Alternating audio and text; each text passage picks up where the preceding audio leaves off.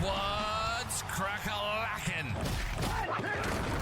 Welcome in to My Mind is a Weapon Fantasy Football Show. Welcome into episode 107, everybody. I am your host, SleezBall. Today's episode will be my top 10 sleepers heading into week 7. Now, these are true sleeper guys. If you need a flex play or have buys or are looking for, crazy pick'em calls or something like that, remember, gamble responsibly. But they're outside the top 40 overall at their position. So these aren't like, I see like posts where I see sleepers. I don't count sleepers like players that are top 20 overall. It's just not how I look at it. So these are very, very deep sleeper calls here if you need for your fantasy football this week. Now, before we dive into it, guys, make sure you smash that like, hit that subscription button, turn that bell on. I will be live today, probably around 1 or 2 here, Cali time, 3-4 hours. I'll do a couple drafts. I'll answer start-sit questions for like an hour or 2 here to help you guys out. And if you cannot make the live show, as always, drop any comments you have down below. One of my goals as a content creator is to answer every single question, get you that weekly win, and get you that ultimate goal of a championship, guys. And let's dive into my sleepers for week 7. Remember, guys, these are deep sleepers. So my quarterback deep sleeper of the week, and obviously I can't find a quarterback outside the top 40 because there's no quarterback outside the top 40 that's starting. So this is going to be Tyler Huntley, who is currently QB 38. Passing yards of 290 on the year, no touchdown yet, 1 interception. Gotta love the rushing upside he brings as well to the game here. Now, in this game, why I like him as a sleeper play for your super flex, if you need a second QB, or if you want to take a dart throw and you're massively injured and you're in a deep league and it's very competitive and there's no quarterbacks, people can play defense, block you with quarterbacks, stuff like that. Why the play here with Tyler Huntley is not bad this week. This guy was brought up literally week 4. Nothing to do with the team, did not know the playbook, didn't know the coach, didn't know the system, didn't know anything. Came in, played terrible against Tennessee, got the win against New England in an ugly game there. Now you get a bye. Now you get a little time to work with the team. Now you get a little more chemistry. And you get the Indianapolis Colts here, guys.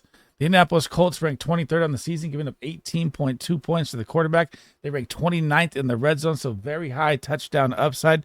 And they give up 231.2 passing yards. And you have to think that somehow Tyreek Hill, Jalen Waddle, they get A-Chain back off the concussion. He's already practiced full twice here. You're going to have Mostert back. You have your two-headed running back monster. I'll get to Mostert later in this video as well, too, because I like him as a sleeper play this week as well. And the Indianapolis Colts defense is a pot of gold, guys. They can't stop the run. They can't stop the pass. They rank 23rd versus the pass, get 35 points to the wide receiver. All Huntley has to do is just find a way to get these guys in space, and they will create the yak yards, and they will make plays. They rank 25th in the red zone versus the wide receiver, another high touchdown upside there. And they give up 165 yards to the wide receiver position. So I know it's going to seem very risky because it's Tyler Huntley, but the matchup is there. His rushing upside is there. The weapons are all there. This could be a very, very sneaky good quarterback play this week. Again, you're not going to start him over your main quarterbacks or my top 15 rankings. This is a deeper play or super flex play. I'm okay starting him in super flex this week as well. Heading into my running backs here, the sleeper play of the week at flex, if you need this week, is going to be Zamir White for me. So I know he's out week 5, out week 6 with the injury, but he's practiced twice or 3 times this week. Now it looks like he's going to be good to go. So obviously 0% snap share in week 6. RB 66 on the year, so outside the top 40 running backs. 49 attempts, 152 rush yards, 5 receptions, 16 yards. Has not found the end zone yet this year. But if there's any game you're going to, right? And the Raiders are in a whole shakeup mode right now. They should not. I mean, you've seen Alexander Madison. Yeah, he scored here and there. He's not a true 3-down back. We all know this. And now you get the Los Angeles Rams defense here, right? The Los Angeles Rams guys rank 24th versus the running back. They give up 26.3 points per game. They rank 27th in the red zone. Very, very high touchdown upside for the big body Zamir White in this game. And they give up 124.2 rush yards per game, which is 4th worst in the NFL. The Rams defense cannot stop anything on the ground. And when you look at the Raiders now, you got to realize Devontae Adams shipped out of town, right? Jacoby Myers is banged up, hasn't practiced. We don't even know if he's out there. So Brock Bowers will be out there by himself as the focal point. And what do you got to do to survive having no weapons is pound the run. Antonio Pierce likes to pound the run. This could be a very, very sneaky flex play for Zamir White this week. Again, deep sleeper play here if you need it. My sleeper play of the week, number 3, is going to be the old man, Raheem the Dream Mostert. So last week when Achane got the concussion, he filled in and played nicely. So only played 56% of the snaps. So that looks weird because the concussion happened like late in the first quarter. But look at this. He sees 19 carries, 19 touches, 2 catches. So 21 touches total. He gets 80 yards. He gets 18 yards through the air. So he literally drops a 98-yard game in total. Just wasn't even supposed to be in the game playing. Now you come off the bye. Now you have Achane back out there. It'll probably be a two-headed monster. He's going to have a very high touchdown upside game here. You play the Indianapolis Colts. The Colts versus the run right now ranked 21st, 24.1 points per game are given up. That's a good number there. Good flex play here possible for Raheem Mostert. When I look at their red zone, though, they are third in the red zone versus the run. So let me rephrase that. Low touchdown upside in the red zone. But you know, in the Dolphins scheme, I don't really rank their scheme compared to as like when I look at the numbers. Because Mike McDaniels motions and moves people everywhere. It is very hard to stop this run game no matter what, either way. Now, coming out the bye, like I said with Tyler Huntley, they should be healthier. They should be good to go. They should have a little more chemistry here. And the Indianapolis Colts give up 120 rush yards a game, which is 4th or 5th worst in the NFL. So how can you not like this at all for a flex play for Raheem Mostert going up a matchup? And it looks like Michael Pittman didn't practice today, so you pay attention to that as well for the Colts. That could hurt their offense, give more opportunity for the Dolphins. And I'm okay starting Raheem Mostert in 12-man leagues at flex this week. Sleeper player number 4 at running back is going to be Tyler Goodson of the Indianapolis Colts. So last week played 39% of the snaps, took the job from Trey Sermon. The Colts have seen enough of him, and currently just now they updated that Jonathan Taylor is going to be out in this game, and this is going to be a very, very strong flex play guy here. Now, the Miami Dolphins versus the running back guys rank 30th. They give up 27.8 points per game. In the red zone, they rank 31st, so a very high touchdown upside there. And they give up 118.6 yards to the running backs. That ranks 24th. This is an absolute smash play here as a sleeper play in your flex if you need this week. I'm very, very strong on this one. And you have to look at it like Tyler Huntley's the QB. Yeah, did I just say that he could be a sleeper play? Yes. But still, how much are they really going to move the ball depends on how much the Colts are going to get to run here. And Tyler Goodson is going to be an easy 10-plus point flex play for me this week, and you should be smashing him into your lineups if you need a flex play this week. Switching over to wide receivers, my sleeper player number 5 of the week is going to be Rashad Bateman. Yes, Rashad Bateman. I know, right? I was out on him all year long, but this guy's just produced, man. So wide receiver 46 on the year, so outside the top 40.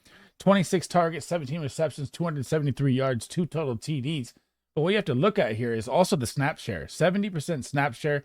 You're going to be in a Monday Night Football 49.5 point over-under game versus Tampa. That's going to be a high-flying shootout game.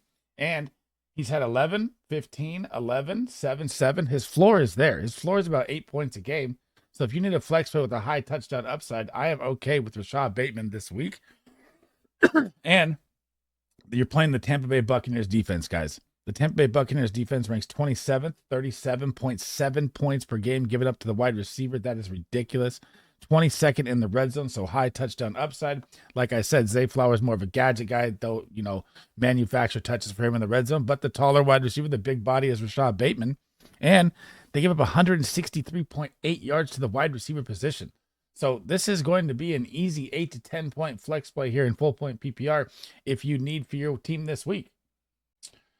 Heading into my sleeper number 6 at wide receiver here, it is going to be the rookie Ladd McConkey. And I know you're going to say he's not a sleeper, but he is outside the top 40 here, guys. He is the wide receiver 50 on the year. He's seen 32 targets, 19 receptions, 219 yards, found the end zone twice this season. And they came off the bye, and he saw his most targets of the year. So that's a plus you have to like. He saw 8 targets last week, and he missed the game. He went out in the second quarter with a little nicked up injury, came back in late. So if you're looking at his snap share at 63%, that is not totally right. He's usually 77 to 78% snap share. He will be out there all the time. Now you get the Monday Night Football matchup. You get the Arizona Cardinals. They are 25th versus the wide receiver, giving up 37 points. Kyler Murray is an absolute shambles. The offenses look terrible. They rank 31st in the red zone. So the second worst high touchdown upside here for all Charger wide receivers in this game. And they give up 156 yards, which ranks about 20th versus the wide receiver. And you have to look at it like Marvin Harrison coming off a concussion. We don't know. Yeah, he's practiced. He may be out there. He may be the first player to clear concussion protocol in a week and be out there. But he's been just absolutely not himself. I don't know what's going on with him. James Conner's going to get one of the toughest matchups on the ground versus the Charger run D. Kyler Murray looks like he needs Call of Duty to come out or something. He's been just absolutely bad. So the volume plays will be here for Ladd McConkey. I do think J.K. Dobbins is going to have a huge game. But if you need a flex play, this is going to be an easy 8 to 10 plus point flex play for me with Ladd McConkey this week in a absolute plus matchup. Sleeper number 7, guys, is going to be Xavier Legette, the rookie this week. Now, this play, guys, could be absolutely massive pending the injury updates. So make sure you're paying attention to what's going on with Deontay Johnson. And as we're talking about it right now, I'm going to check the updates here as we go. But in this game, if you get Xavier Legette as the number 1 wide receiver, and, say Deontay Johnson's not out there, the matchup is just absolute pure gold. So as I'm checking it right now, it still says questionable for week 7, missed practice 2 times, but there's been trade rumors. He's not happy in Carolina. So there's also like a couple rumors that he might not even play that are out, but none of that is official. So if you can get Xavier Legette off your waiver wire right now, guys, the Washington Commanders give up 40 points a game to the wide receiver position. 40. That ranks 28th. They rank 28th in the red zone. Xavier Legette is a touchdown machine in the red zone. This is a very, very good game for him to have a touchdown in this game. They give up 170 yards passing, which is bottom 10 in the NFL as well. And you have to love the snap share you're seeing. So, I mean, he's been playing since he's hit the scene here. He had 87% snaps. He got hurt in week 5. Then he played 77% snaps last week against Atlanta. And now say Deontay Johnson's out. He's going to be facing a 90+% snap share game here where volume is king and the matchup is absolutely beautiful. So this could be like, if Deontay Johnson's out, this is like a sleeper play. This is a wide receiver 2 start for me this week. So make sure you pay attention to the updates. But if Deontay Johnson plays, I'm still okay flexing him because the matchup is so great. Sleeper player number 8, sticking with wide receiver still, is going to be Jeudy. So we know that Amari Cooper is headed out of town, headed to Buffalo. We know that Deshaun Watson is struggling. So this is a tough one for me still, but you have to go with it. Like, I just have to say that Jeudy is a sleeper play that could be a flex play this week because you're going to get the Cincinnati Bengals. And the Cincinnati Bengals defense cannot stop anybody. So they did get the Giants last week, so their pass defense jumped up a ton. There was no Malik Neighbors, so look at these numbers kind of skewed, right? They rank 13th versus the wide receiver. They give up 31.8 points per game.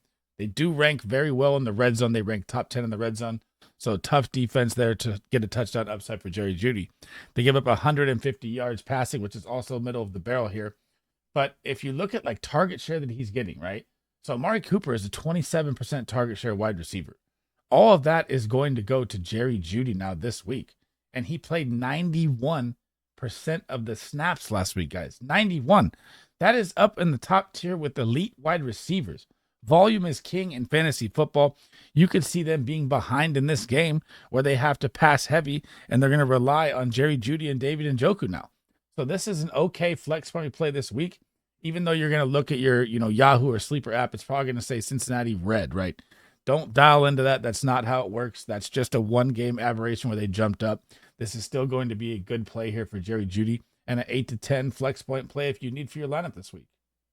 Sleeper player number 9, the last wide receiver, and I'm still kind of on the fence with this one, but I'm going to go with Juju SmithSchuster.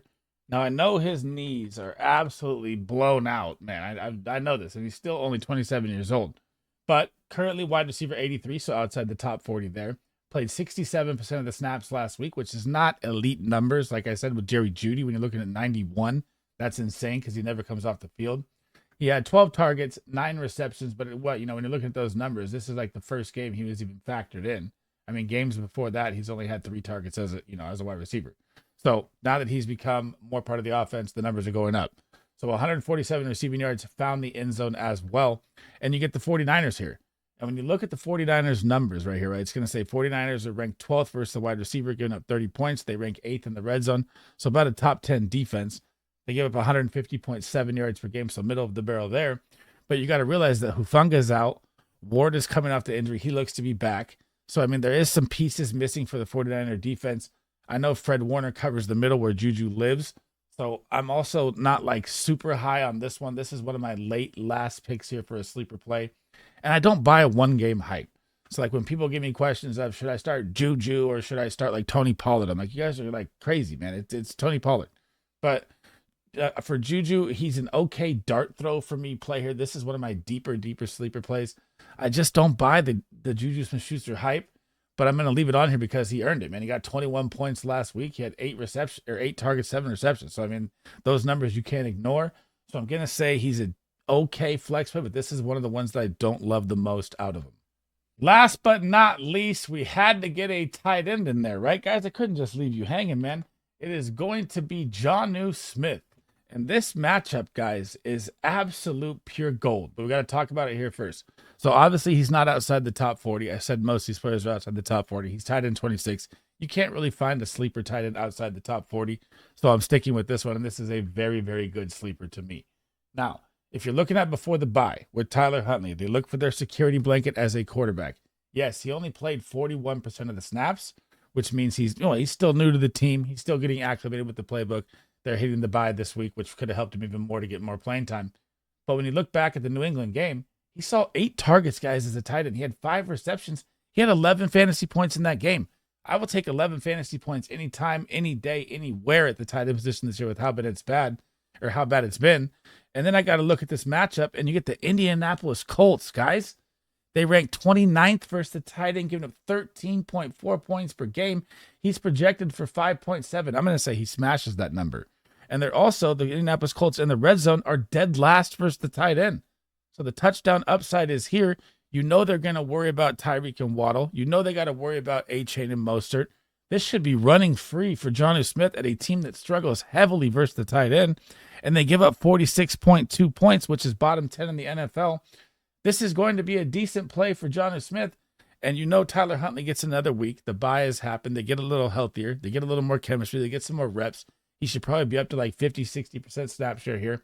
And honestly, he's going to be about an 8 to 10 point play here at tight end if you need with injuries or buys, or if you have Ferguson out or something like that, or Komet out. This is a great play at tight end this week as a sleeper play that I think is actually going to really hit. I really like this play a lot this week. That is the end of the episode, guys. Thanks for rocking with me today. That is my sleepers, top 10 players that are outside the top 40 overall at their position. Obviously, QB was harder to find with Tyler Huntley, as well as tight end with Jonnu Smith. Mix and match those Dolphins together, guys. Now, before we head out of here, guys, make sure you smash that like, hit that subscription button, turn that bell on. It helps me a ton. I will be live today around 2 p.m. Cali time, so about 3 hours from now. I'm going to hit the gym. Got some stuff to do here, but I'll be in there answering questions for like 2 hours, doing a couple drafts and stuff. And if you guys can't make the live stream, any comments you guys have does not have to pertain to this video. Drop them in there. My ultimate goal is to answer every single comment to help you guys get your weekly matchup win and get you that championship this year, guys. And everything is out. So I also dropped my smash starts before this, all my stardom sit-ems for every single position, all my rankings, even defense and kicker. All that is out, guys. I cannot thank you enough for all the support. It may be my last video of the week. I might do maybe 1 or 2 more, maybe some buy low or sell high here if I have the time here. But I can't thank you guys again enough. And I hope to see you guys in the live stream, man. SleezBall out.